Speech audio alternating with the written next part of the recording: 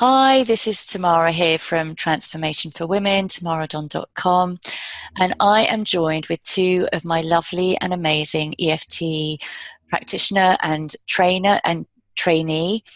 They are both mothers and they work together, and I'm delighted that thank you so much for coming to join me on this interview and sharing how you use EFT in your parenting and also in your work. So I'd like to start first of all by welcoming Bronte. Would you be willing to say just a little bit about yourself? Yeah, I'm currently training to be an EFT practitioner, and I'm a mum of two. I use a lot of tapping with my daughters, and I also run workshops working with my grandmother, Silva. Wonderful. And you came across EFT through Silva, is that right? Yeah, Yeah. yeah, I did Okay. sessions with her. Wonderful. So Silva, if you'd like to introduce yourself. Yes, so Silva. Um, my background is a yoga teacher. I've been teaching for about 40 something years. And in the last 15 years, I've been running meditation and yoga retreats with my husband.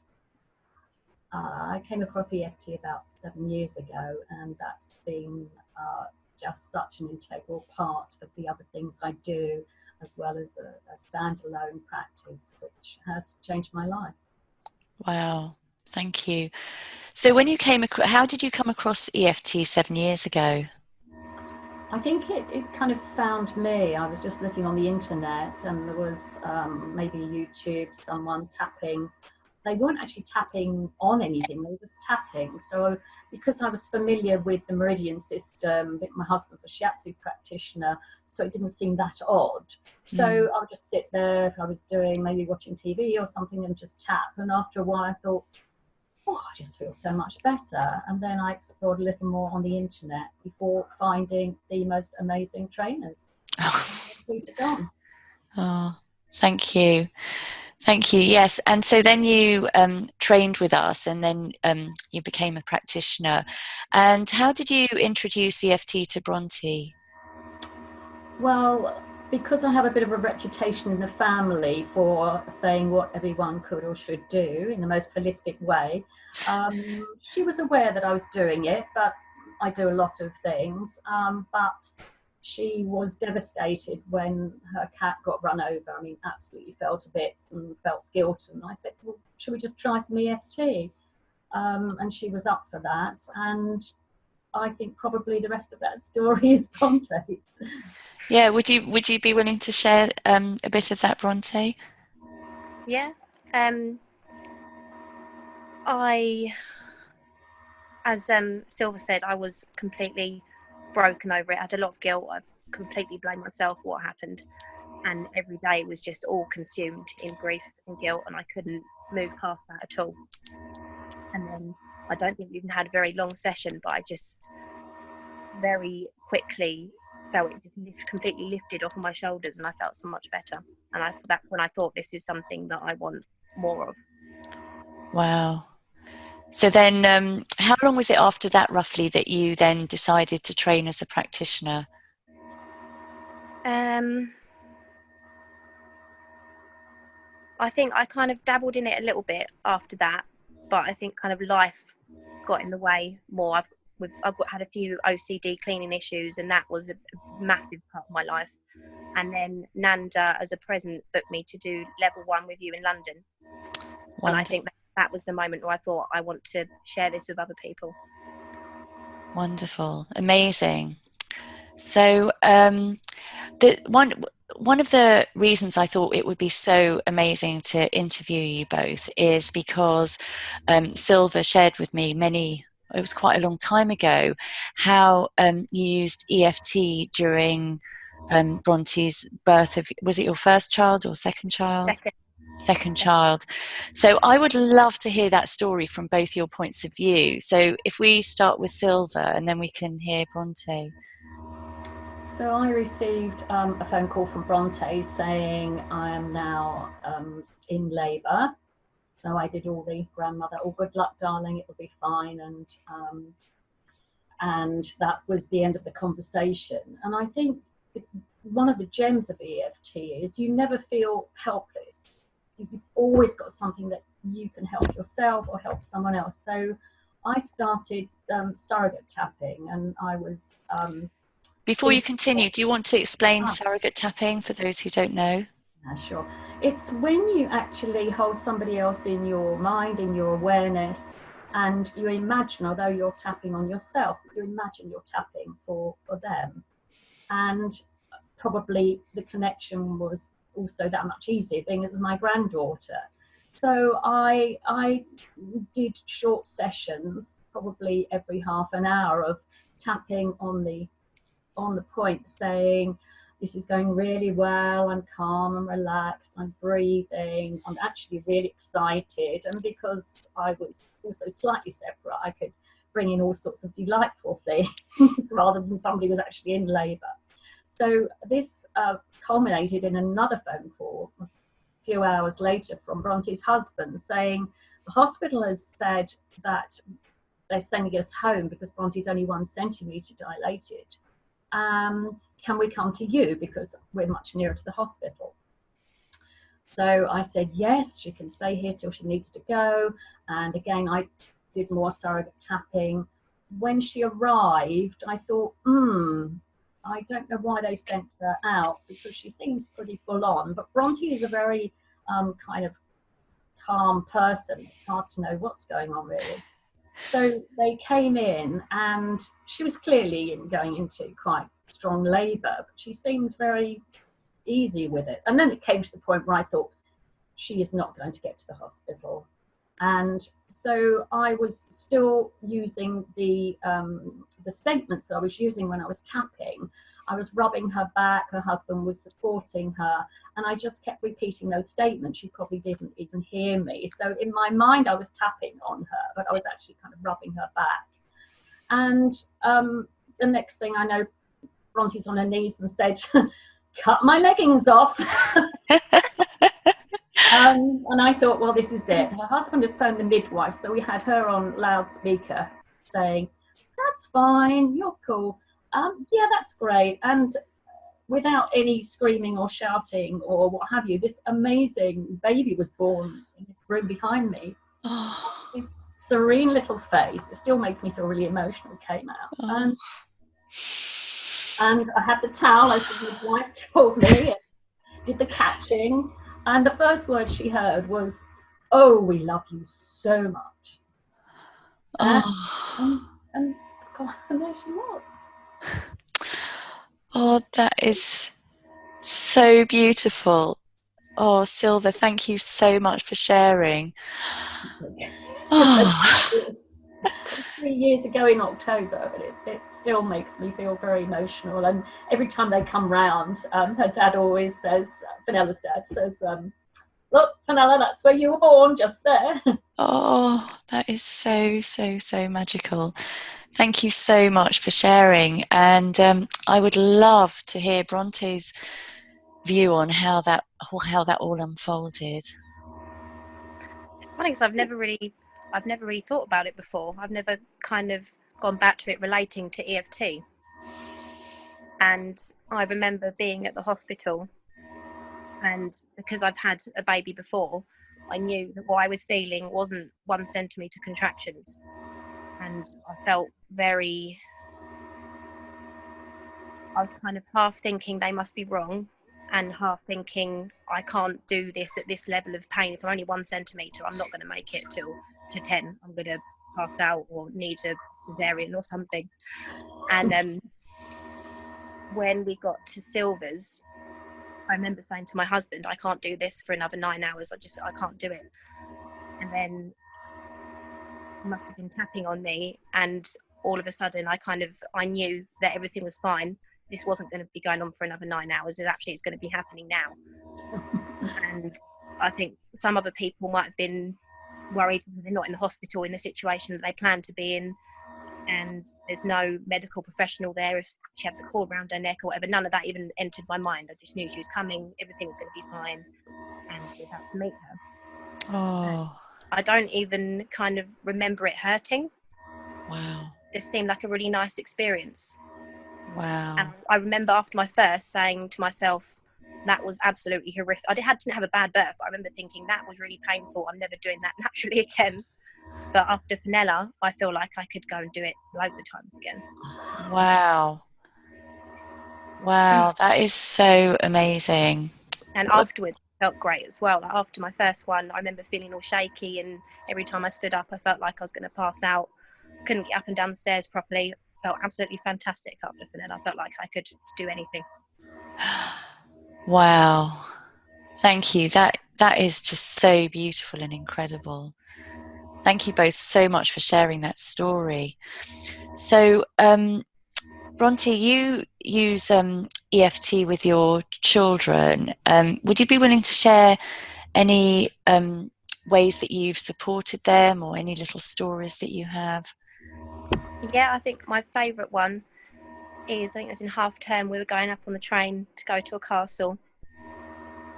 And the little one, who's 2, she scratched Amelia, the older one, who was 5 at the time. And sometimes that can cause a little bit of a fight or a little bit of a disagreement. But Amelia straight away took her hand and she started tapping on Fenella. And I thought that she was going to be tapping on herself, saying, oh, she's really hurt me, but I'm still a great kid, it doesn't matter. But she was tapping on Fenella. She's saying, even though I've hurt my sister, I'm still a great kid. Oh. So I feel like it kind of, she's got such a good hold on her own emotions now that her immediate thought was Fenella instead of herself. That is incredible. Absolutely incredible. So you must chat with them a lot for them to have that level of awareness to think to do that. Do you do it every day, or how? I think I irritate her sometimes, because I do it quite a lot. Yeah. So do you have like a routine with it, or is it just when something happens? I try to, every night when she's in bed, I try to talk to her about something that's made her happy, something new that she's learned, and something that's made her sad. And I tap on her hand the whole way through, and then whatever's made her sad, if she's happy to do that, we'll tap through that until it's okay. Oh, that is so magical. What an amazing, and Silva, these are your great grandchildren. How incredible that this amazing technique is being passed down the line, and these little girls are now going to grow up with this tool, and whether they use it or not, they've always got it. She gets a lot of growing pains as well at night time. So if she's crying with that, I'll go in and I'll tap on her, and I'll kind of I'll surrogate in my head. I'll imagine that I'm her, just while she can fall asleep. Sleeping. That is so, so, so beautiful. So can you imagine parenting now without EFT? No. And do you ever use it on yourself?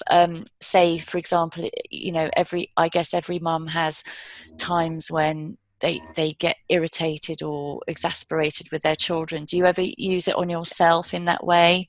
And that often stops them doing what they're doing that's annoying me in the first place as well. Oh, amazing, amazing. Have you got any other little stories to share? Anything that comes to mind? I think Amelia's kind of got to an age now where she, as I said, she gets a bit fed up with tapping sometimes, and I want to do it with her, but she won't want to do it. So I'll tap really loudly myself, and I'll say, even though Amelia doesn't want to tap with mummy, I'm still really grateful. Oh, that is brilliant. That makes her laugh, and then she's more likely to be more willing to join in. Oh, that is brilliant. I love it.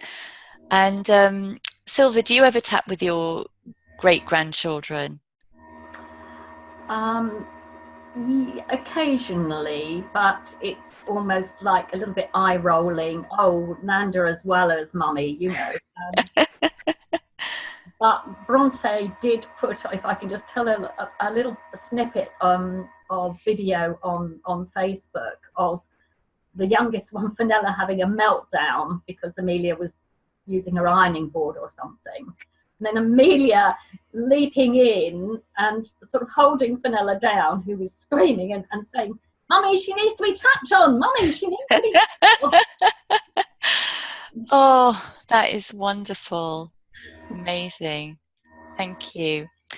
And Bronte, you took part in my 30-day challenge, which I did earlier this year for mums to get their sanity back, enjoy their kids more, and get more done. And it involved watching a 5-minute tapping video every single day. And you did this, I think, pretty much every day, and you had amazing results. Would you be willing to share some of those expected and unexpected results? Yeah, well, I think it definitely did what it said on the tin. Definitely get more done now since I did that challenge, and definitely have more fun with the kids. Wow. A couple of unexpected things happened. Obviously, we tapped on a wide range of different things. I was suffering with 2 things that I didn't tap on, and one was a cleaning related issue, is I couldn't change bins, so I couldn't take bin bags out. So if the bin got full, then I would like start filling up carrier bags and all kind of strange things like that. And the other thing was I was suffering with horrible sickness all the time, and that was really affecting my life. I'd have it every time I went to bed. It would stop me sleeping, and I, without even realising it, at the end of the challenge, I couldn't remember the last time I felt sick, and I realised that I'd actually been changing bin bags as well. My husband said to me, "Oh, you've been starting to take the bins out." That's one less job for me to do. Wow. And so your husband actually noticed the differences in you as well, which is incredible. Wonderful. Now, Silva, you run retreats and workshops, and you've brought Bronte on board to support you in that? Yes, the workshops we've been doing together are a separate thing, but clearly my background is working with groups, so that was a sort of a natural go-to for me. And Bronte is just so much more kind of clued up and fluent when it comes to the science of EFT and the mechanics of EFT, and I thought, well, we'd make a great team. So we started doing workshops probably once a month, once every 6 weeks. I think we've done 4 or 5 now, and they've been amazing, really amazing. Although I was clearly familiar with the idea of what we call borrowed benefits, i.e. somebody has a problem, the rest of the group write down a problem which may not be particularly related to the issue we're working on. But somehow the charge gets taken off their own problem. So we were aware of that, and Bronte, as I said, has given a lovely background on why it works, which I think is really reassuring and important in this day and age to know how it's working. But we've had some amazing results, and I'm sure Bronte will agree. The last one we did, we had 3 people with really major traumas.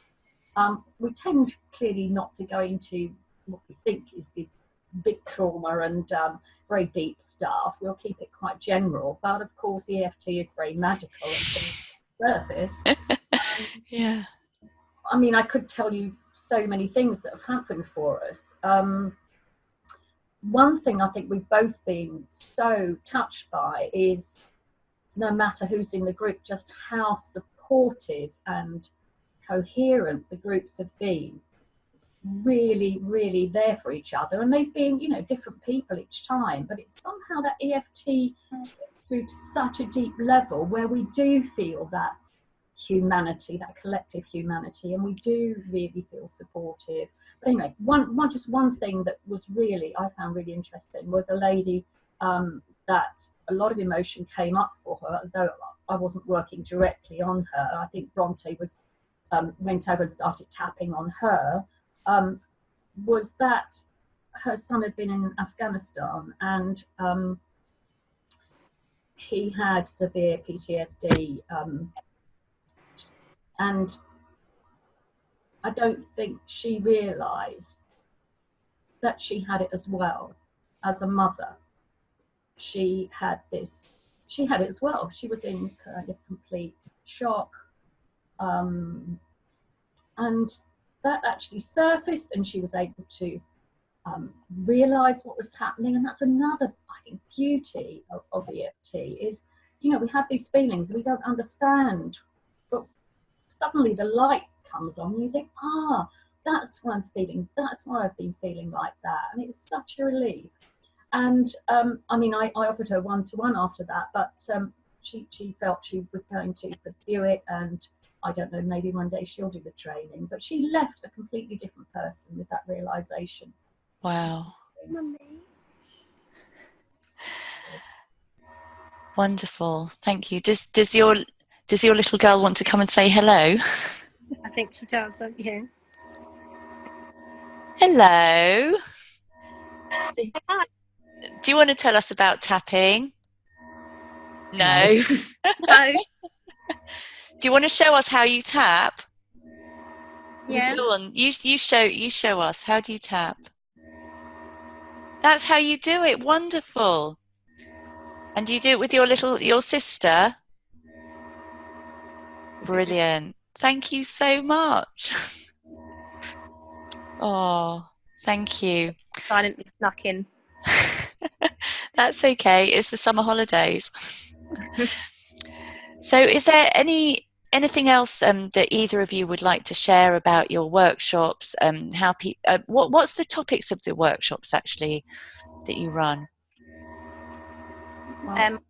Done most of it on self-worth, because there seemed to be, with kind of the first one we didn't have a topic, and that seemed to be what came up the most. Yeah, that is such a big issue, isn't it? So and if people want to find out about your workshops, how can they do that? We have a page called the Positive Living Place on Facebook. Oh, wonderful. The Positive Living Place on Facebook. Yeah. So that's the place to find you. Yeah. Great. So is there anything else that either of you would like to share? I'd like to share something that happened with my other granddaughter, and that's Bronte's sister. She's 11, she's just 12. And she had a horrendous year 7. She went from an all-girls school to a mixed school and a huge school, and she was just failing fast. I don't know whether, you know, my son and daughter-in-law could really see what I thought I could see. And having had a chat with her, she was in the unpopular group. She told me all the things she wasn't. It was heartbreaking to listen to, really. And I said, oh, well, darling, you've got to, I think you survive another 4 or 5 years. And she looked me in the eyes and said, no, I don't. And that just moved me so much as this little 11-year-old girl, and saying she doesn't feel she could. And they don't live that close. So again, I turned to the surrogate tapping, and I tapped on her every day for 28 days. Wow. And I kind of imagined being her, and it started with sort of confidence thing, and there were all sorts of other things that kind of came into my mind, like being safe and actually I'm okay. And during that time, I cannot tell you the transformation that happened. I know Bronte will back that one up, but she became more happy to be her. She became more confident. She and her mum said, oh, she's really managed to, you know, come in at the last post in year 7. And I said, yes, I've been tapping. I don't know whether they thought that made any difference. But what I'm saying is she changed, and everyone around her changed. And that's another EFT magic. Wow. Things around you change when you change, because she started attracting new friends. She was kind of more relaxed. She started eating again. And again, Bronte will back me up. She became like so thin. We were really concerned about her. And she then said, oh, I've got a boyfriend. Well, year 7, you know, going out doesn't mean you go out. But this boy had actually said, will you go out with me? Wow. And she has just changed. It is just so lovely to behold. She's so much more confident. She said to me, I don't worry so much about how I look, and it's just how the world around you changes when you change, I think. And to be able to do that for her well. I think is amazing, absolutely amazing. That is incredible. So does the 11-year-old herself know that you've been tapping for her? Yeah, I mean, I've told her, and she's sort of yeah. She's not quite so kind of in that flow, but she's sort of And her mum, is she? she's a bit whatever. But my son, yeah, he's up for it, and he recognises that's had an impact on. Wow. Amazing. That's So, what I'm glad, yeah. and has anyone else have either you got anything else that you'd like to, any other stories? I think I've got something else actually. Yeah, great. I had a session booked in with a teenage boy who's 16, and his mum booked it. So I kind of thought I'm probably going to have to do a round on tapping on, thinking, oh, this is silly, this is weird, this is all that sort of stuff. So we did that. Yeah. And then we had an amazing session. We came really far, and he's very, very black and white, and doesn't believe in things unless you see them, sort of thing. And now he's like a complete EFT advocate. He said that it really helped him, and he can't wait to book in more sessions. Wow. I thought that was really amazing from a person sort of at his age. Yes. Yeah. And being a boy.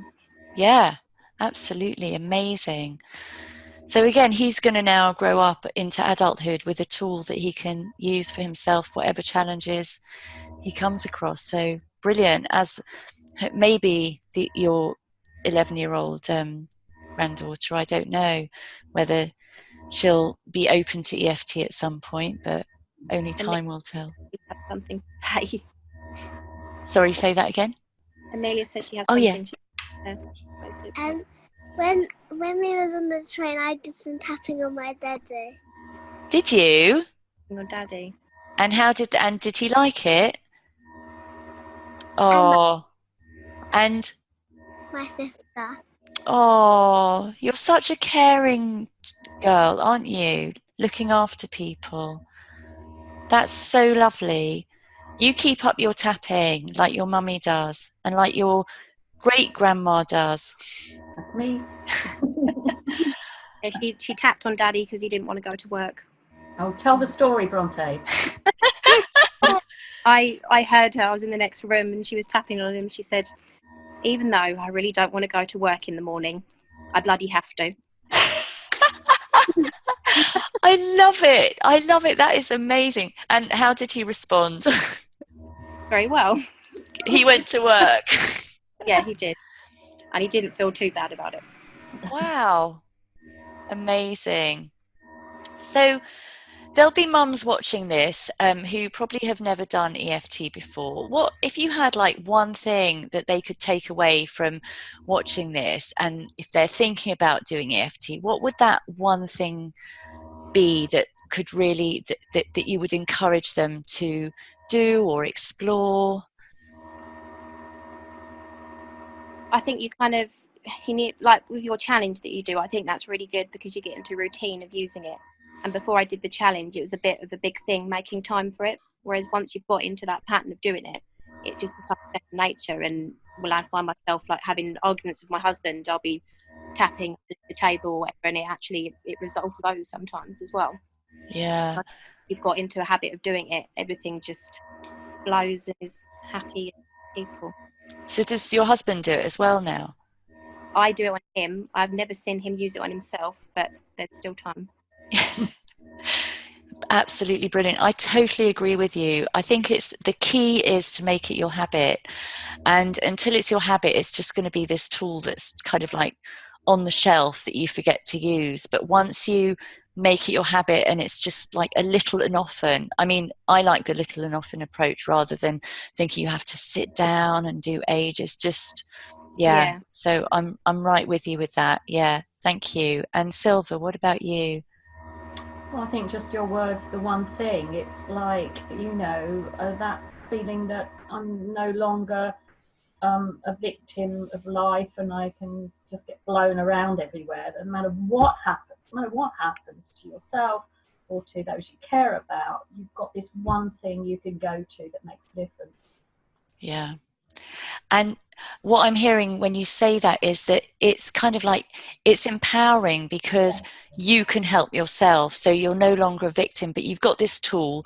It comes everywhere with you because it's in the form of fingers. So you've always got it, and just use it. I totally agree as well. So it's been really, really lovely chatting to both of you. I think you must have an amazing family, and really lovely to meet your little girl. And do you want to wave? One. What? I've got one. Wonderful. So thank you so much, all three of you. 3 generations. Okay, bless you. Bye. Bye-bye. Thank you, Tamara. Bye.